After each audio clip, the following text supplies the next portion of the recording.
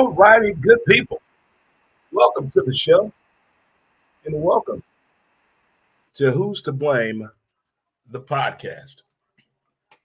I'm your host, Dre Montez, and we're being brought to you by St. Louis Organics, located at 8088 Watson Road. For those of you that are watching the video version, thank you so much. Hello, Facebook. We have a page, Who's to Blame, as well as Twitter at W2B Dre Montez and YouTube Dre Montez. We've also put a few TikTok videos up there for you TikTokers at Dre Montez 63. You can also, and feel free to visit the website at www.dremontez.com today. If you would like to reach out and do some advertising with the show, there's a way for you to get a contact with me as well. You can like, share, comment, subscribe, whatever it may be. There's all sorts of ways to get a hold of us here at Who's to Blame, the podcast. But it is what I like to call What Up Wednesday and Way Back Wednesday. High fives out there for everyone. Chest bump. Let's hug it out. Oh, there we go. There we go. There we go. If you're celebrating a birthday today, happy birthday to you. If today's your anniversary, happy anniversary to you.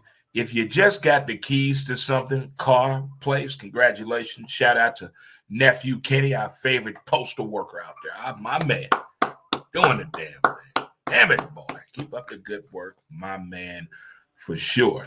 If you just got into a relationship and you passed a 90-day trial, he passed and she passed, good for you both. Way to go, Todd. Way to go, Becky. There it is right there. I don't know why I use Todd and Becky names so much, but I just love those names, Todd and Becky. Do I even know a Becky? Do I know her? I know a Rebecca, but I don't know a Becky. Well, put that on the bucket list, Dre. But how you doing? It is one of my favorite party days of the year. Skanksgiving. Oh, yeah. All the women come out in droves. The men say the most god-awful things to women in shooting their shot. Sometimes it's comical, and sometimes it works.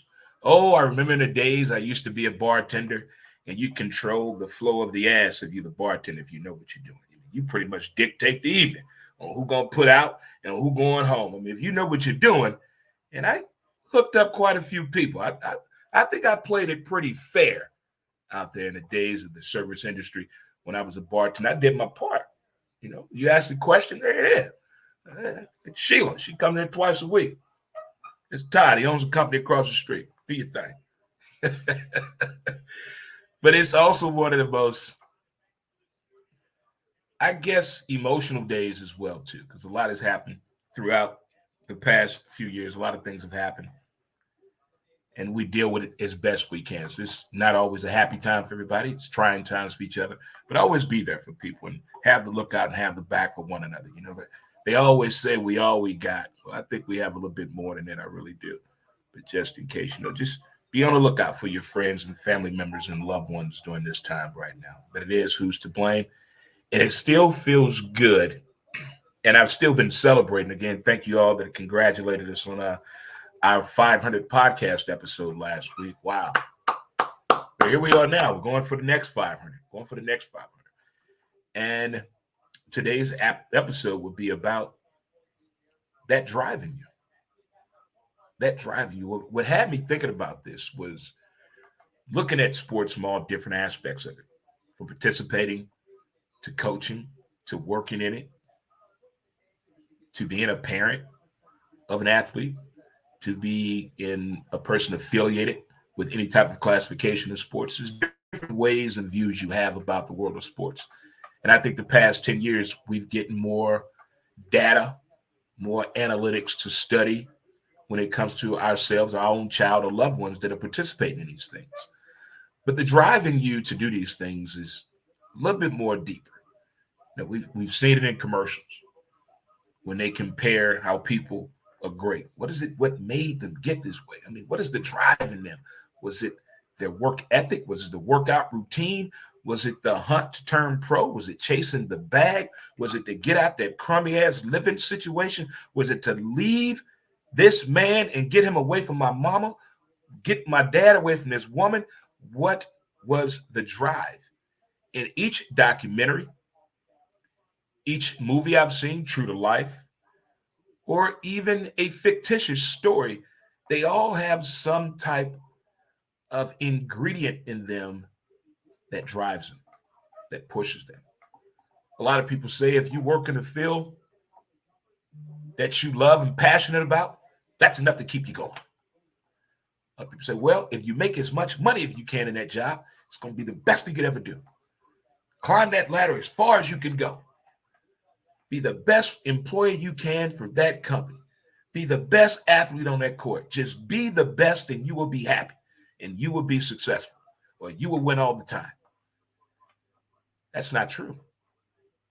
And who's to blame for that? Lots of people to point the finger at. But when it all comes down to it, it's an individual thing. It's about you. Yeah, it's a team sport. It's crowd participation. But when it comes down to it, you have to do the job. You have to do the work. As a team, you still have your own individual thing you must do in order to get to this status that you want to get to in the world of sports. The passion is good. Looking at that picture of that house you want, that car you want. Yeah, that's good. That lifestyle you want. We've seen movies, they do that. We've seen in documentaries. We've seen in NFL films, things that drove these athletes. But I think it's a little bit more deeper than that. I'm going in sports and entertainment on what drives these people. Without would make you do some things. If you're without something, it'll make you do some things. If you feel deprived of something, it'll make you do some things. If you can grasp the opportunity and see the opportunity, it makes you want to keep going. And when you throw food at folks who normally don't have food, there's no telling what they will do. There is no telling what they will do. But there are a few out there that are in the music field, in the sporting field, in the entertainment field for a different type of thing that drives them. It's your mother or father. It's your mother or father. A lot of these athletes have been driven so not for approval, it's not for approval. They like the simple enjoyment of doing a job or doing something they're passionate about and love, and their mom or dad is right there to support them each and every time. Boom. Boom. And if you lose that, not them leaving, I'm talking leaving them. If you lose them, meaning they die on you, it's totally different. It changes the drive. It changes the whole trajectory of what you were designed and set up to do. It changes everything. That drive stalls. You find yourself in neutral. You're looking for answers. And I found that in watching probably the last 3 documentaries I've watched dealing with sports and entertainment. I saw one on Kanye West. So one on Kanye West. I saw one on Willie Mays. I saw one Real Sports. And they all, at some point or another, are talking about the passion, the drive. Why do you continuously do this? Do you see that as failure? Why isn't that failure to you? Because no matter what I do, what failure is to you or to anyone else, or what success is to you or anyone else, no matter what, I have these people or that person, my mom or my dad or my mom or just my dad. I have one or the other that's always going to be there for me. No matter what anyone says, these 2 people are going to be right there for me. And that negativity from the outside world does not affect you as bad as it does with people who just have no one. They're driven by something totally different. Again, not looking for approval of your parents, but you're doing something that you love and you found a way to make a career out of it. And you're doing good in your community. Your lifestyle is good. Everything is where it should be in place. Everything is going fine. And then you lose that one or even both. How do you pick up that drive? That is where I'm kind of at right now when I see these athletes that are at that point right now. Not comparing my lifestyle like that at all. But for athletes that have that, former NBA player Stevie Franchise lost, I mean, not Steve Francis, the kid out of Maryland. Oh, man, what's his name? Not Len Bias, the other kid. He lost both of his parents in college. Both his parents in college. Went on playing NBA. There are two buildings named after his parents on a college campus. I think they both died from a blood transfusion, which led to AIDS. Crazy story.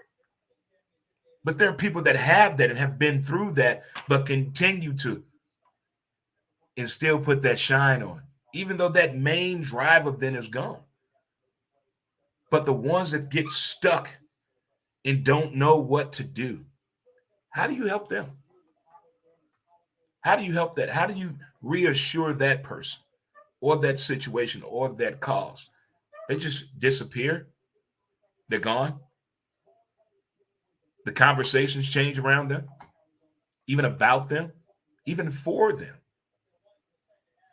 But we see this happen every 2 to 5 years. We're reminiscent of someone. I wonder what happened with that situation. And then you find out, oh, I see. Michaela Steffen, the young female skier that had the 3 falls at the Winter Olympics. Everybody's like, what's wrong with you? That's not normal. LOL Land Rover, that's what you get. Maybe she should have taken a different path. All these comments that are coming because she didn't live up to the viewers being an Olympic skier in her favorite, most passionate sport. She didn't succeed. But she lost her father. They'll talk about that. She lost her father leading up to that. The drive was gone. The drive was gone. But now, the memories of bringing back the drive. The memories of bringing back the drive. And she's looking to compete again. Doing very well, by the way. Doing very well. But when that drive is not what everyone thinks it is, and you find out what it is, like, huh. So that mom and dad role is deeper than what we most think or don't think, even forget about. It sounds good on paper to say, oh, he plays that hard or she plays that hard. She wanted to get out of that impoverished situation of her lifestyle. Maybe that's not it. Maybe I see something in me. Well, I can do something great for my entire family, and my mom and dad are going to be there no matter what. Isn't simplicity fine and beautiful when it's explained and talked about? My, oh, my, oh, my. I said this 2 years ago. Communication is key. All that yelling, did you really hear what was said? Did you? And I tell you something I did today I haven't done in a long time. I watched the movie Old School with Will Ferrell. That movie changed my entire life. I saw that movie coming off of Divorce 2. The first 5 minutes of that movie is some of the funniest shit I've ever seen in my entire life. This man is going through the airport. Security calls over the guard. The guard happens to be in the military, puts a rifle in close range, then motions for backup. He's going down the escalator. He see a dad assaulted his son, popped him upside the head, hit his head on the rail going down, bounced right back up. He'll be all right. He'll be all right. The homophobe cab driver, then he gets home. He hears his girlfriend Heidi making sexual noises, goes in the room. Heidi's watching porn. Mitch says, "Is this what you do when I'm not here? I can go with this." She's like, "Mitch, hold on, wait." 2 people come out the closet.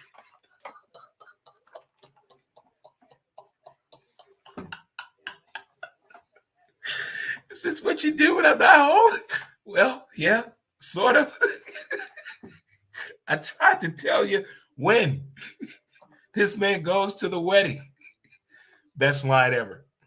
Frank, Mitch, you need to lighten up a little bit. You know how lucky you are to have a girl as sexually enlightened as Heidi is? Mitch said, that's not what I was looking for. Hey, Columbus wasn't looking for America, but look at us now.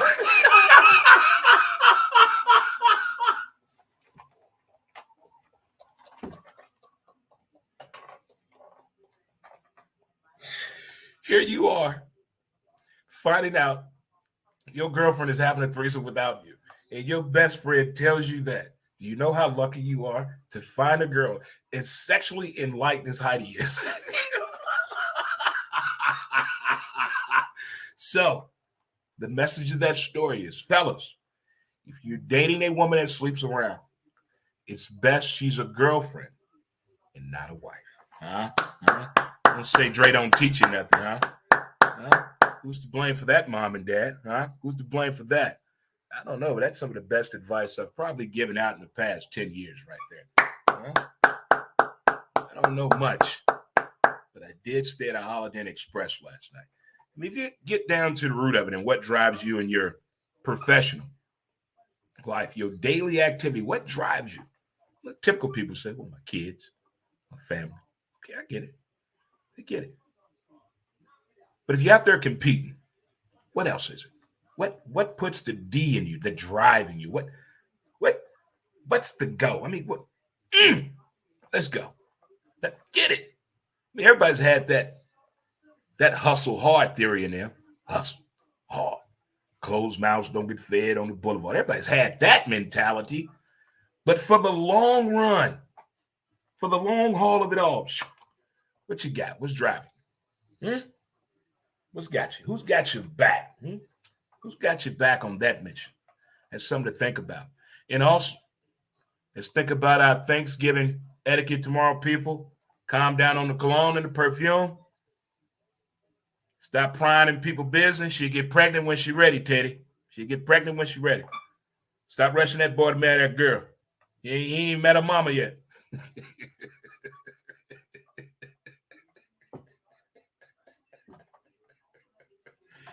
Do not show up at anybody's house empty-handed.